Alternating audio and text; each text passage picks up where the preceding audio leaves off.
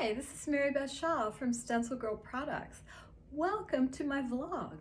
It's January 2021 and I wanted to start something new this year.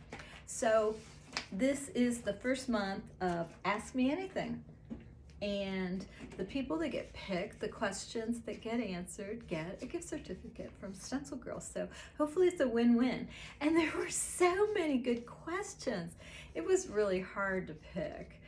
I am supposed to only pick one, but I think I might do more. It just depends. I'm gonna do two today. So the first question is from Linda. And she says, how often do you sit down to make art? Do you find that it's hard to start? Sometimes I stare at that blank page and get frustrated. How do you get started?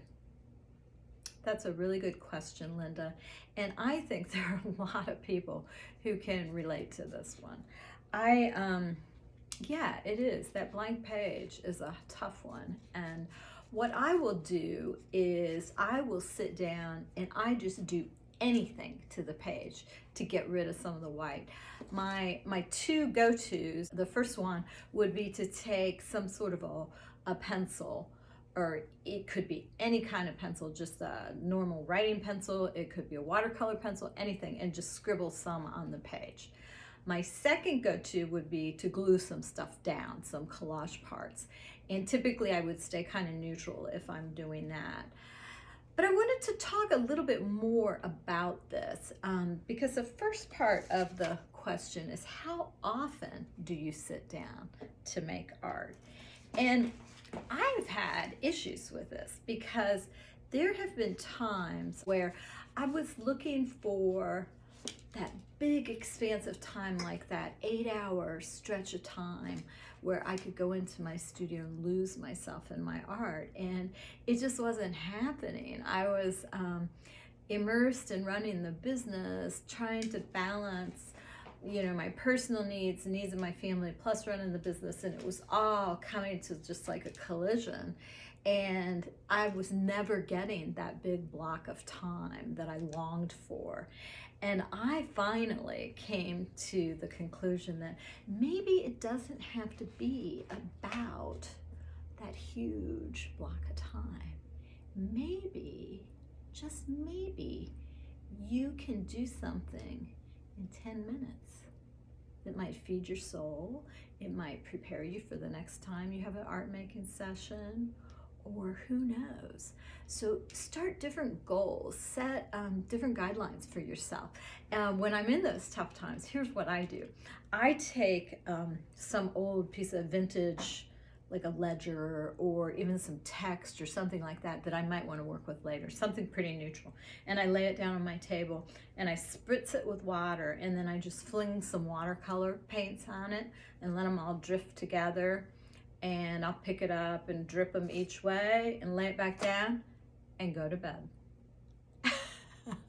I know it sounds crazy, but the next morning you come up and it's dry, and you know, it's kind of rewarding. So don't set such lofty goals for yourself.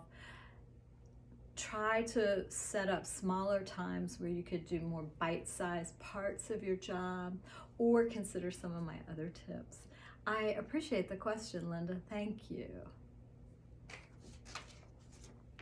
All right, the next question is from Estella. And Estella asks, how did you discover your artistic voice? Oh, that's a good one. There have been books written about this, so if I'm able to add anything of relevance in the next couple of minutes, it'll be a miracle. I think the way to discover your artistic voice is to make art and make more art and make more art. And look at every aspect of your life. Look at the kind of clothes you wear. Look at how you decorate your home, the colors you choose, the things that you're gravitated towards. Maybe set up a Pinterest board. I've done this. I've set Pinterest boards for different things. Like I have one for compositions, and just compositions that I like, I'll just drop them into there, and color combinations or line drawings. And these help me discover that, you know what, I like the same thing over and over. So that must be something artistic that I like. I often find that I dress similarly to my work. So that tells me a lot about color, that I gravitate towards the same color schemes. I know I like pattern. Oddly, I'm not wearing any pattern today, but often you will find me wearing patterned outfits that look like they have been stenciled, and I love stencils. But if you don't have a Pinterest board, or if you're not online in that way, get a notebook and just start cutting things out from magazines, or saving things that perhaps come in the mail, or things that you see, or brochures you pick up, or just anything, and start gluing them down, gluing them down, gluing them down. I did this for years as like an inspiration notebook, kind of. And when you flip through it, you will instantly see similarities, and you'll know that, yeah, that's something I like. That's art that I like. Now, to translate that into your own voice, you have to really make a lot of art and just start, get into it, whether it's in an art journal, whether it's embroidery, maybe fiber's your thing. Whatever it is, start making a lot of art. And then at some point, look at all your art together, and you will see similarities. I have found so many different things in my art, the same thing I do over and over.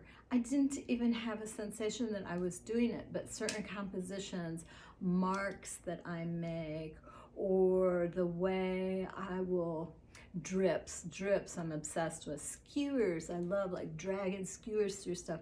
So do it, just get to it and do it. And I think before you know it, you will have a pretty strong sense.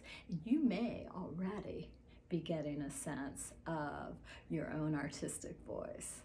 Thank you, Estella, for a great question. Both Linda and Estella will be receiving gift cards, gift certificates from StencilGirl Products. If you would like to have your question considered for next month, leave a comment, and also leave your email address so that we can get a hold of you, and leave it in such a way that computers don't pick it up, like write out at. So anyway, thank you for such a great response. I look forward to hearing questions for next month and for every month this year. Thanks again.